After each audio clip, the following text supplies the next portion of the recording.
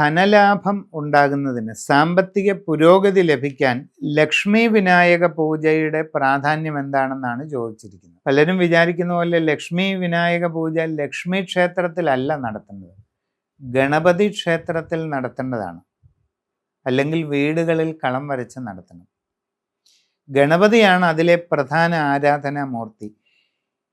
ഗണപതിയുടെ ഭാര്യയായിട്ട് ഒരു ലക്ഷ്മിയെ സങ്കല്പിക്കുന്നുണ്ട്, ഗണേശലക്ഷ്മി. തൻ്റെ പത്നിയായ ഗണേശലക്ഷ്മി ദേവിയെ ഇടതുവശത്തിരുത്തിക്കൊണ്ട് ഭക്തരെ അനുഗ്രഹിക്കുന്ന ഗണപതി ഭഗവാനാണ് ലക്ഷ്മി വിനായക പൂജയിലെ ആരാധനാമൂർത്തി.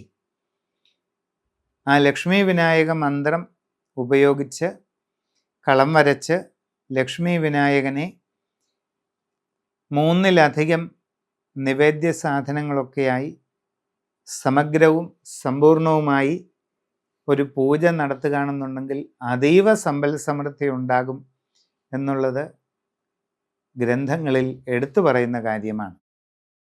ഗണപതി ക്ഷേത്രങ്ങളിൽ ചെയ്യുമ്പോൾ നെയ്യ്-വിളക്ക്, ഉണ്ണിയപ്പം നിവേദ്യം, ലക്ഷ്മി വിനായക മന്ത്രം കൊണ്ട് പുഷ്പാഞ്ജലി, ഇത് 7 ദിവസമെങ്കിലും തുടർച്ചയായിട്ട് ചെയ്യേണ്ടി വരും. 12 ദിവസം ചെയ്താൽ ഏറ്റവും നല്ലത്.